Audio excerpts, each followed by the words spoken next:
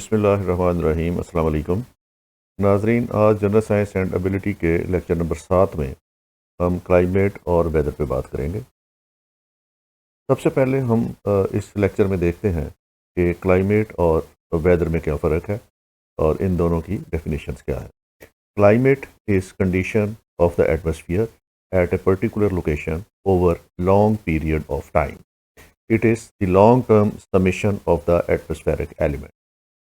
Climate एक लंबे अरसे के लिए over a long period of time जो एटमॉस्फेयर है उसका एक पर्टिकुलर लोकेशन पे उनके समेशन को कहते हैं। ये कई सालों पे मुहित होता है, मे बी अ डेकेड और सो ऑन। तो उसमें एक लंबे अरसे तक उस खास जगह पे जो मौसम के जितने भी इसके पर्टिकुलर्स हैं या एटमॉस्फेरिक एलिमेंट्स हैं उनके समेशन को हम क्लाइमेट कहते हैं। जबकि weather is a short term period of atmospheric elements at a particular location। और जो वेदर है ये बहुत मुख्तर पीरियड के लिए किसी ख़ास इलाके के अंदर जो एटमॉस्फेरिक एलिमेंट्स हैं उनको हम वेदर का नाम देते हैं। क्लाइमेट पे जो एलिमेंट्स इन्फ्लुएंस करते हैं या जो फैक्टर्स क्लाइमेट पे इन्फ्लुएंस करते हैं उनमें 5 मेन फैक्टर्स हैं। और इन मेन फैक्टर्स में लैटीट्यूड है, इसमें एल्टीट्यूड है, इसमें रेन्स हैं, इसमें करंट और विंड्स हैं और इसमें डिस्टेंस फ्रॉम द सी है। तो ये 5 एलिमेंट हैं जो किसी भी एरिया की क्लाइमेट को इम्पैक्ट करते हैं और इन्हीं के समेशन को हम क्लाइमेट कहते हैं। अब देखते हैं कि ये वन बाय वन ये क्या चीज़ें हैं। लैटीट्यूड, आप जानते हैं कि ज़मीन पे हमने 2 तरह की लाइंस, इमेजिनरी लाइंस ड्रॉ की हुई हैं। उनमें से एक लॉन्गिट्यूड है और एक लैटीट्यूड्स है। तो जो लैटीट्यूड है इसके बिल्कुल सेंटर के अंदर जो है वो इक्वेटर है और इक्वेटर जो है that is the centre point, centre line on our earth. तो इसमें climate of a region depends on the latitude where it lies. किसी भी मुल्क के अंदर या किसी भी इलाके की क्लाइमेट का सबसे पहला एलिमेंट जिस पे वो डिपेंड करता है वो उसका लैटीट्यूड है कि वो ज़मीन में किस जगह पे वो उसकी लोकेशन है। Equator gets more direct sun rays, hence the region following in this latitude has extreme hot climate. क्योंकि इक्वेटर पे बहुत ज़्यादा सनलाइट्स आती हैं और यहाँ पे ज़्यादा हीट होती है बनिस्बत पोल्स के, तो इसलिए वो लोकेशंस जो इक्वेटर पे हों या इक्वेटर के आसपास हों वहाँ पे हॉट क्लाइमेट होगी। The latitude above equator and below equator has less direct and poles receive no or slanting rays. जितना लोकेशन इक्वेटर से दूर होगी ऑन द पोल्स, वो सदर्न पोल भी हो सकता है, वो नॉर्दर्न पोल भी हो सकता है, जितनी लोकेशन उससे इक्वेटर से दूर होती जाएगी उतना ही गर्मी की शिद्दत कम होती जाएगी और सर्दी की शिद्दत बढ़ती जाएगी, यहाँ तक कि जब पोल्स पे पहुँच जाएंगे तो वहाँ एक्सट्रीम विंटर होगी और या एक्सट्रीम कोल्ड वेदर होगा। तो ये लैटीट्यूड जो है वो डिसाइड करता है किसी भी लोकेशन के लिए कि वहाँ का क्लाइमेट कैसा होगा। दूसरा एलिमेंट इज प्रेसिपिटेशन या रिलीफ, कि उस एक एयर में रेन रिलीफ कितना है। Relief plays an important role in the climatic condition of a region. The rain shadow areas receive no rainfall whereas other areas receive heavily rainfall due to mountains. जो shadow areas हैं, shadow areas वो हैं जहाँ पे rain बहुत कम होती है और ये स्केंटी रेन होती है या बिलो नॉर्मल रेन होती है, और दूसरी तरफ जो माउंटेन एरियाज हैं वहाँ पे रेनफॉल हैवी होती है। तो दूसरा फैक्टर ये है कि अगर वो लोकेशन माउंटेन्स के अंदर है that will have heavy rainfall, और अगर वो शैडो एरिया के अंदर है तो वहाँ पे स्केंटी रेनफॉल होगी। तो रेनफॉल का अपना एक इम्पैक्ट होता है ऑन द क्लाइमेट। तीसरा element is altitude. Altitude is कि सी लेवल से कितना बुलंद है वो लोकेशन जहाँ का हम क्लाइमेट ले रहे हैं। Altitude plays a significant role in the climate of any area. There is a decrease of 1 degree centigrade for every 166 meter rise in height. जैसे ही हम सी लेवल से ऊपर जाते हैं और एल्टीट्यूड हम अटेन करते हैं तो 166 मीटर जैसे हम राइज होंगे तो टेम्परेचर 1 डिग्री सेंटीग्रेड कम हो जाएगा, और इस हिसाब से हम जितना ऊपर जाते जाएंगे तो उस तरह ये टेम्परेचर जो है वो फॉल करता जाएगा। That is why mountains are cooler than the plains. इसी वजह से जो माउंटेनियस रेंजेस हैं वो कूलर होती हैं बनिस्बत फील्ड्स के या प्लेन्स के, क्योंकि माउंटेन्स जो हैं वो ज़्यादा हाइट पे हम जाते हैं। तो 166 मीटर जैसे ही हम ऊपर जाएंगे तो 1 सेंटीग्रेड टेम्परेचर कम हो जाएगा, और अगर हम इस तरीके से ज़्यादा डिस्टेंस ऊपर चले जाएं तो उसी हिसाब से टेम्परेचर जो है वो कम होता जाएगा, और जितनी जितनी बुलंदी पे हम जाएंगे वहाँ वहाँ लोकेशन जो है वो कूल होती जाएगी। Next is the currents. The arrival of and departure of the monsoon are known as jet streams. These currents develop in the upper layers of the atmosphere. These depressions play a very significant role in the distribution pattern of the monsoon rainfall in the subcontinent. और जहाँ पे इस तरह के streams होंगे, इस तरह के करंट्स होंगे, जैसे मॉनसून होती हैं, तो वहाँ पे उस अरसे के दौरान जहाँ मॉनसून होगा वो इन्फ्लुएंस करेंगे, वहाँ के इम्पैक्ट पड़ेगा क्लाइमेट के ऊपर। Then is distance from the sea. जितना सी से ज़्यादा डिस्टेंस होगा उतना ही क्लाइमेट जो है उसकी चेंज होती जाएगी। Areas in the interiors have an extreme type of climate और continental climate, whereas coastal areas have equable and maritime climate. जितना भी कोस्टल बेल्ट है वहाँ पे मैरीटाइम क्लाइमेट होगी, वहाँ पे मॉइस्चर ज़्यादा होगा, वहाँ पे ह्यूमिडिटी ज़्यादा होगी, वहाँ पे हबस ज़्यादा होगा।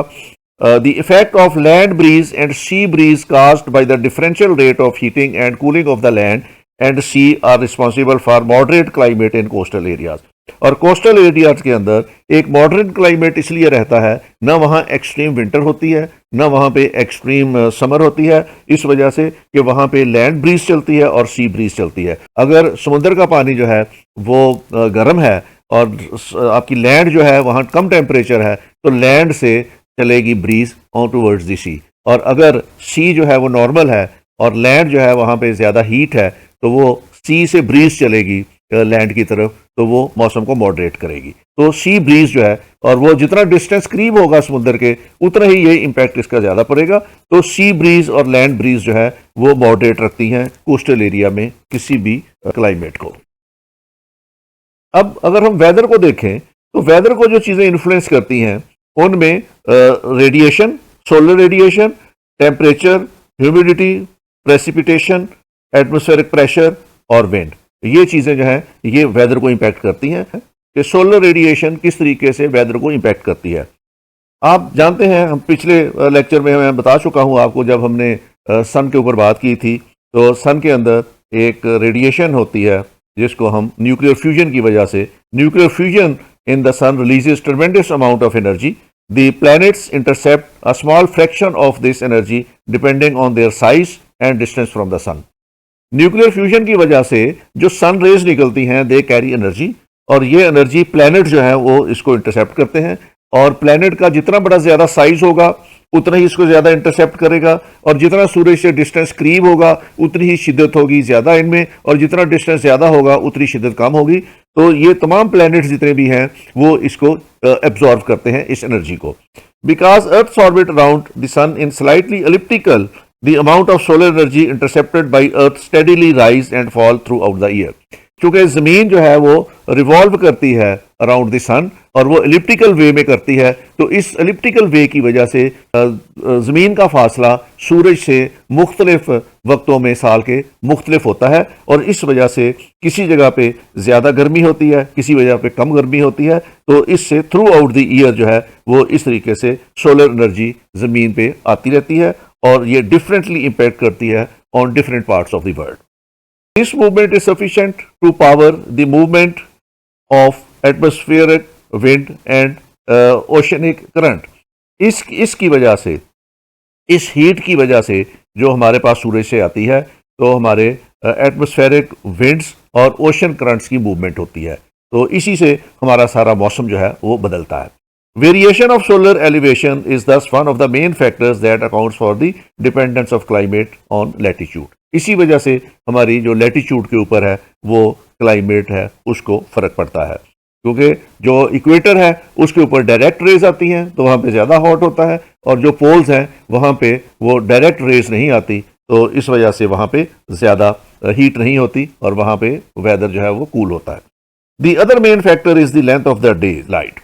बाज़ एरियाज़ में ज़मीन के डे लाइट कम होती है और उसमें दिन का दौरानिया कम होता है, तो वहाँ कम अरसे के लिए सूरज की रोशनी आती है। और बाज़ एरियाज़ जो हैं वहाँ पे दिन लंबे होते हैं, वहाँ लंबे अरसे के लिए सूरज की रोशनी आती है। और इक्वेटर के ऊपर जो है वो 12 आवर्स का दिन होता है, तो वहाँ 12 आवर्स के लिए सनरेज होती हैं और 12 घंटे के लिए वहाँ पे रोशनी नहीं होती। तो इसका बड़ा इम्पैक्ट पड़ता है on the weather of that area.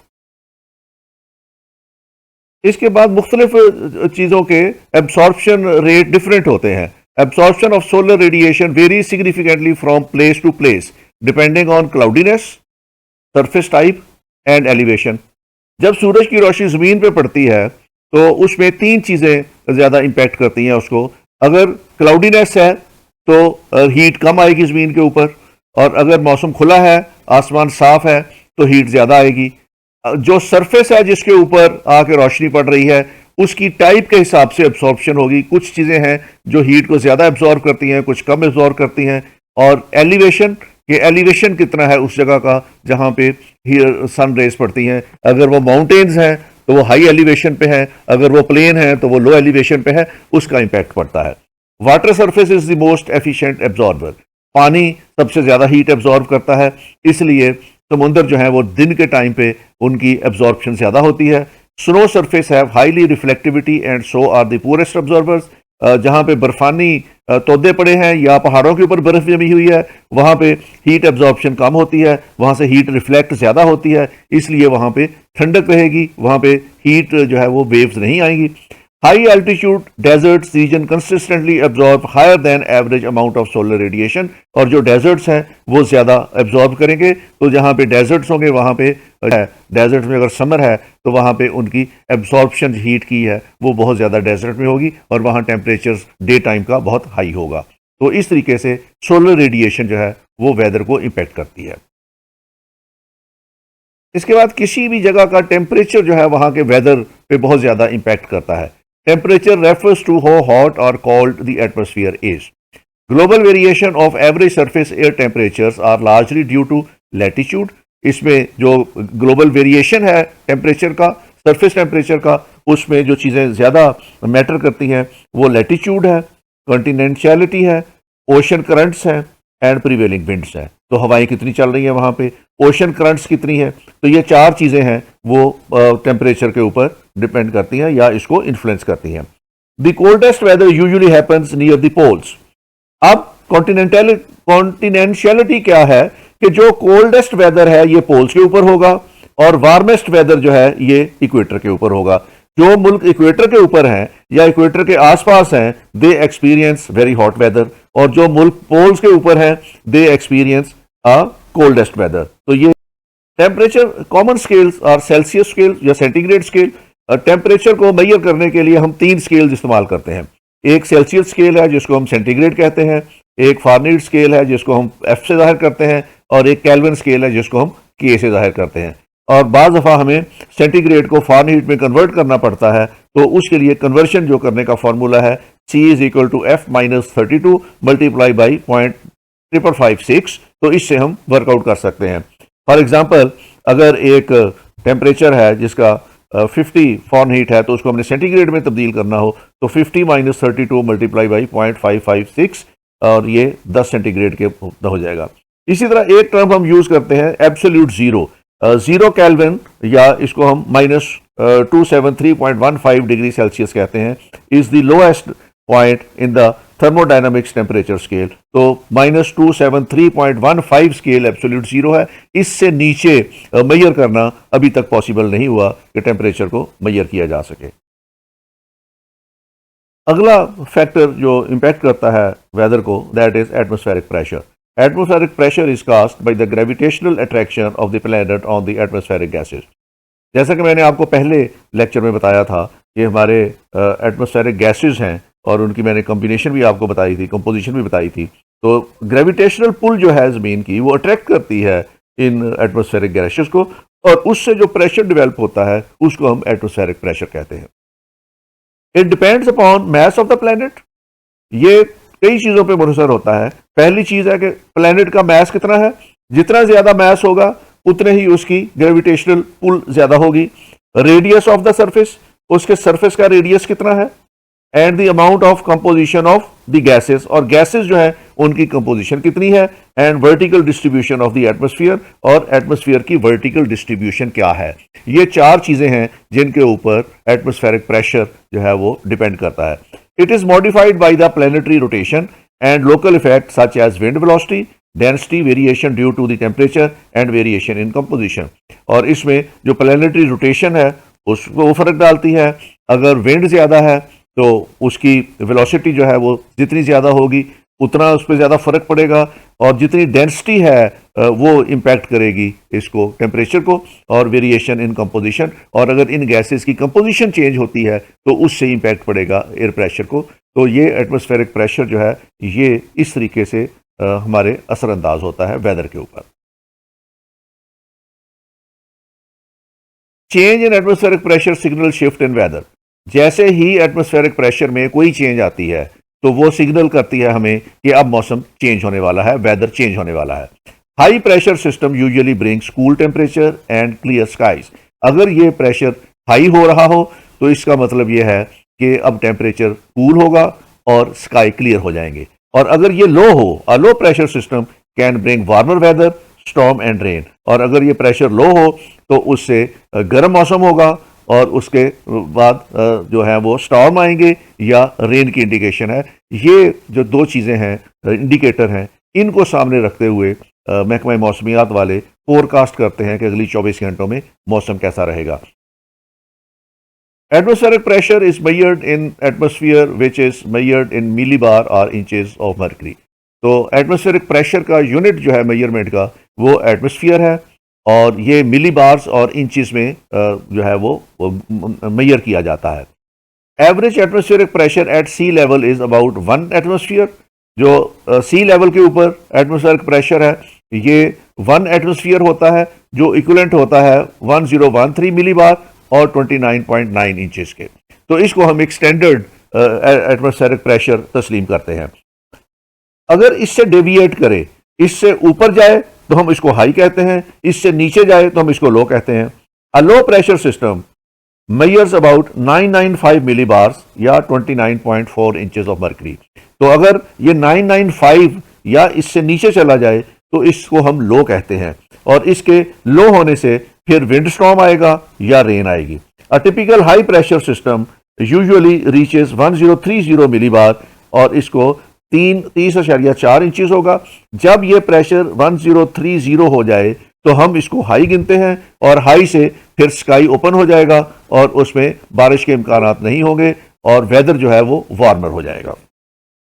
Atmospheric pressure is measured by an instrument called barometer. तो इसके मेजरमेंट के लिए एक इंस्ट्रूमेंट बनाया हुआ है जिसको बैरोमीटर कहते हैं, उससे ये मेजर किया जाता है।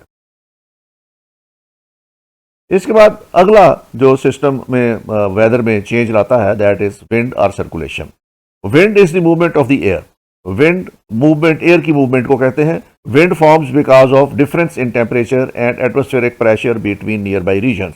और विंड्स चलती हैं जब दो मुख्तलिफ इलाकों के टेम्परेचर में ज़्यादा वेरिएशन आ जाए या उनके एटमॉस्फेरिक प्रेशर में ज़्यादा वेरिएशन आ जाए, तो उससे ये सर्कुलेशन होती है हवा की, इसको हम विंड कहते हैं।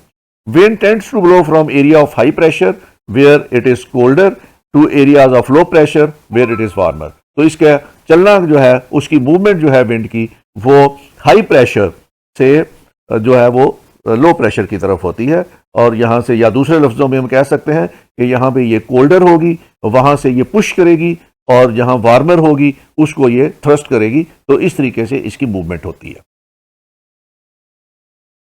In the upper atmosphere strong fast wind called jet streams occur at altitude of 8 to 15 kilometre above earth।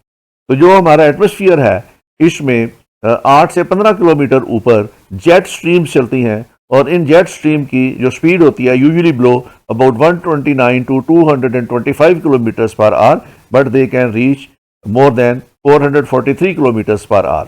तो ये जेट स्ट्रीम जो है ये 8 से 15 किलोमीटर अब एल्टीट्यूड के ऊपर ये 129 से 225 किलोमीटर की स्पीड पे चलती हैं, और कभी कभार ये 440 किलोमीटर पर आवर की स्पीड भी अटेन कर लेती हैं।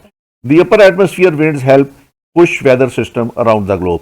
इसी से वेदर सिस्टम जो है वो पूरी ग्लोब के अंदर सर्कुलेट करता है और ये उसी तरीके से ग्रो करता है जैसे मैंने पिछली साइड पे दिखाया था कि ये जो कूलर है वो थ्रस्ट करती है टू दी हॉटर वेव और इस तरीके से पूरी दुनिया के अंदर मौसम चेंज होता है। अगला एलिमेंट जो किसी इलाके के वेदर को इम्पैक्ट करता है that is humidity. Humidity is the amount of water vapours in the air. Humidity जो वाटर वेपर्स हैं इसमें हवा में, इसको हम ह्यूमिडिटी कहते हैं। Water vapours enter the atmosphere by evaporating from the large bodies of water on the earth surface including lakes, oceans and seize.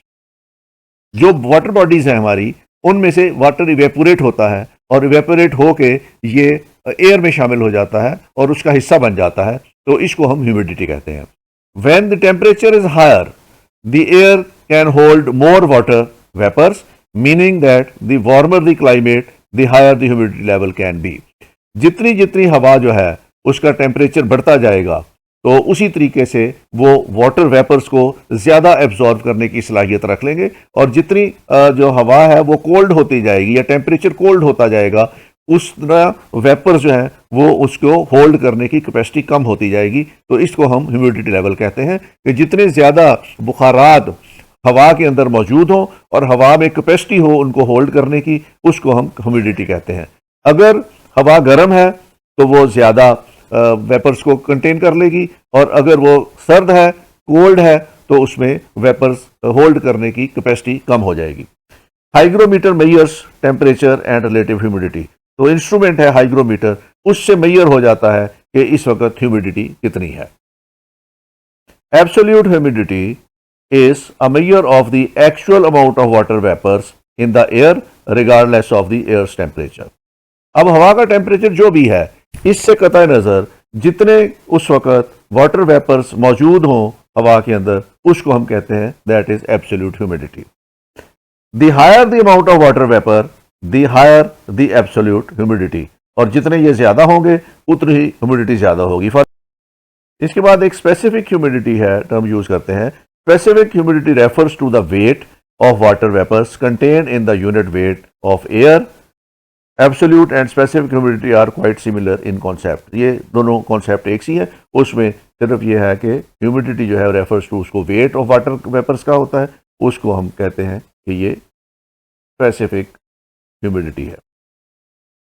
एक टर्म हम और यूज करेंगे और वो करते हैं जब भी हम वेदर का देखते हैं, that is the relative humidity. Relative humidity, warm air can possess more water vapours than cold air. ये हम पहले बता चुके हैं कि जो गर्म हवा है उसमें वाटर वेपर्स ज्यादा होते हैं बनिस्बत कोल्ड एयर के। So with the same amount of absolute specific humidity, air will have a higher relative humidity if the air is cooler and a lower relative humidity if the air is warmer. तो इसी तरीके से अगर air जो है वो cooler है तो उसके अंदर हायर रिलेटिव ह्यूमिडिटी होगी और lower relative humidity if the air is warmer, और अगर वार्मर है तो रिलेटिवली उसकी ह्यूमिडिटी जो है, रिलेटिव ह्यूमिडिटी उसकी कम होगी।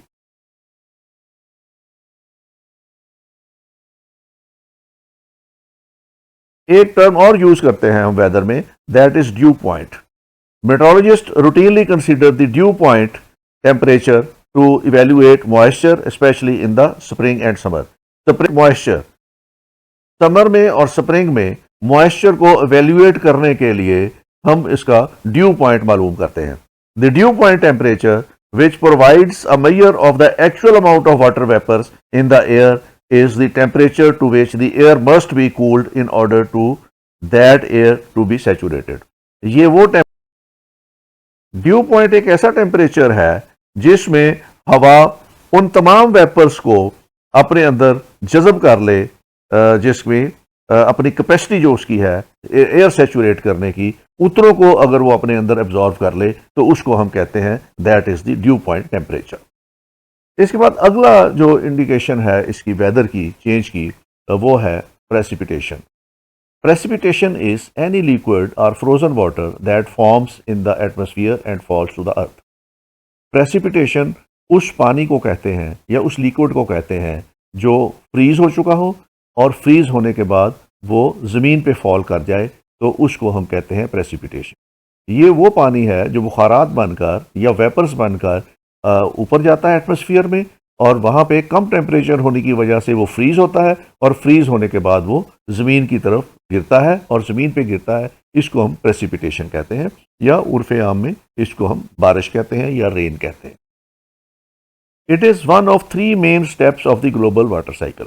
ये ग्लोबल वाटर साइकिल की 3 जो मेन स्टेप्स हैं उनमें से एक है, और वो स्टेप्स हैं इवेपोरेशन, कंडेंसेशन और प्रेसिपिटेशन। तो इस पे हम एक मुकम्मल लेक्चर बाद में लेंगे, लेकिन आज के लिए हम सिर्फ प्रेसिपिटेशन पे बात करेंगे। इट इज़ लिक्विड और frozen water that forms in the atmosphere and fall back to the earth. It comes in many forms like rain, sleet and snow.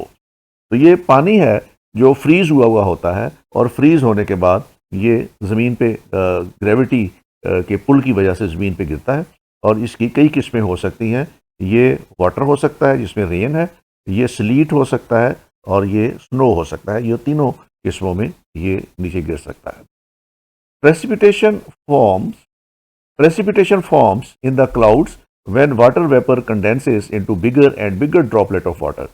पानी जो है वो जब बुखारात बन के जानता है तो वहाँ इसके ड्रॉपलेट बनते हैं, और ये ड्रॉपलेट बड़े से बड़े होते जाते हैं, और जब ये ड्रॉपलेट एक हैवी साइज़ के बन जाए तो ये फिर वो सस्टेन नहीं कर सकते ग्रेविटेशनल पुल को, तो ये ज़मीन की तरफ गिराते हैं। If the cloud is colder like it would be at higher altitude, the water droplets में फ्रीज टू फॉर्म आइस। और अगर वहाँ कोल्ड ज़्यादा है तो वो फिर फ्रीज हो जाएंगे, और वो फ्रीज होकर आइस बन जाएंगे।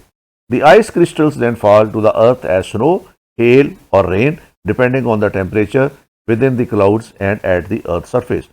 जब ये ज़मीन की तरफ गिरते हैं तो उस वक्त टेम्परेचर कम होने की वजह से ये आइस की शक्ल में होते हैं, तो फिर ये जैसे जैसे ज़मीन की तरफ आते हैं तो ये टेम्परेचर की वजह से ये मेल्ट हो जाते हैं, और ज़मीन तक पहुँचते पहुँचते ये बारिश की सूरत इख्तियार कर लेते हैं।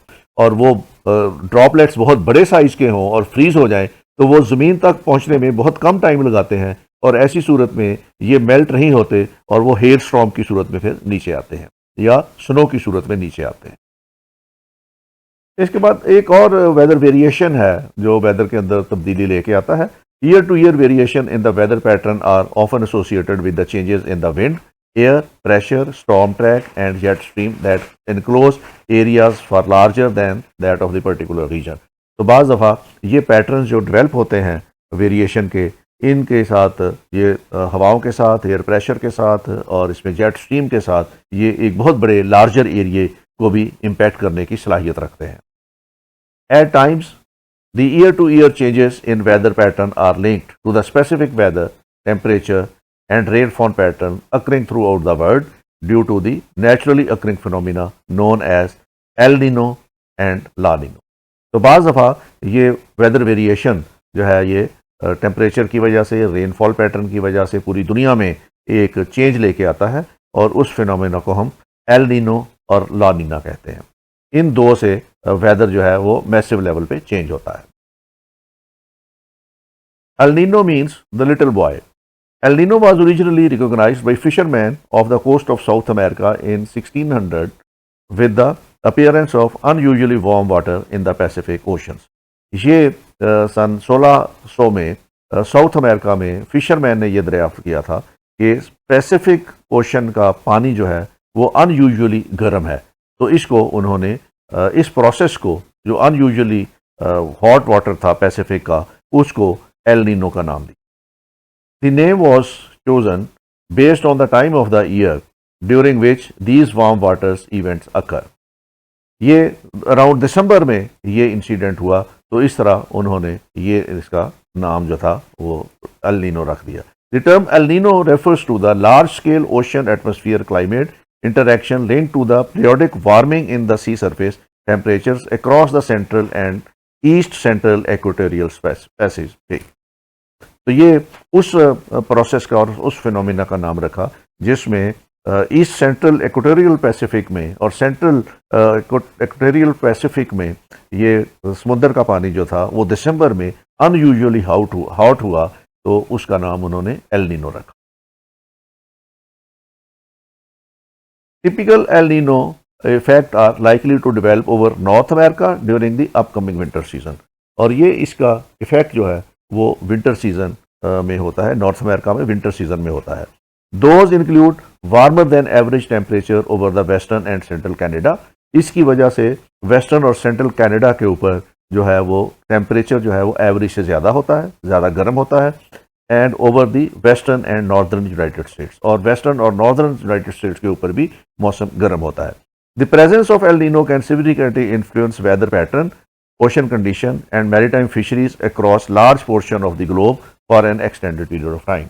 और इसकी वजह से दुनिया में मैरीटाइम फिशरीज पे बहुत ज़्यादा इम्पैक्ट पड़ता है, क्योंकि वेदर पैटर्न को इन्फ्लुएंस करता है, ओशन की कंडीशन को ये इम्पैक्ट करता है, और ये एक एक्सटेंडेड पीरियड ऑफ टाइम के लिए होता है। तो इसको हम कहते हैं एल नीनो। एल नीनो को समझने के लिए ये है कि ये आपका पैसिफिक ओशन है, और पैसिफिक ओशन से ये स्ट्रीम जो है हॉट वाटर की, ये साउथ अमेरिका की तरफ जाती हैं, और इससे ये नॉर्थ अफ्रीका पे ऊपर जो है वार्मर वेदर जो है वो विंटर में यूजुअली वार्मर वेदर होता है। और ऑस्ट्रेलिया में वहाँ वैसे ही वो वार्म वेदर होता है, और इससे ये इस तरीके से जो वेव्स हैं ये साउथ अमेरिका की तरफ जाती हैं, और उसमें साउथ अमेरिका में यहाँ पे ये वेदर जो है वो हॉट होगा, और यहाँ पे ये नॉर्थ अमेरिका में हॉट वेदर होगा। इसका नाम उन्होंने एल नीनो रखा।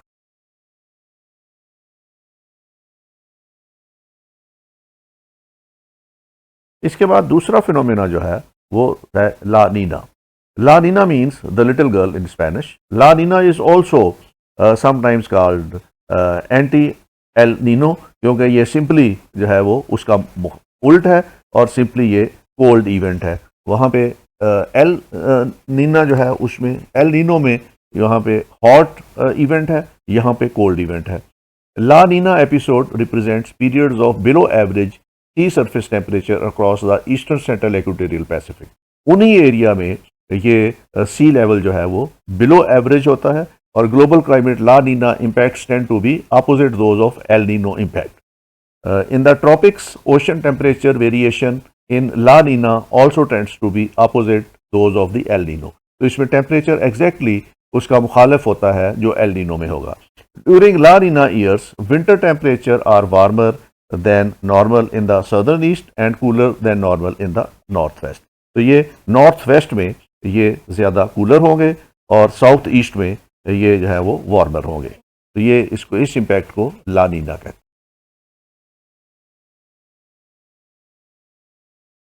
इसको समझने के लिए ये इम्पैक्ट जो ऊपर वाला है ये ला नीना है, ला नीनो है।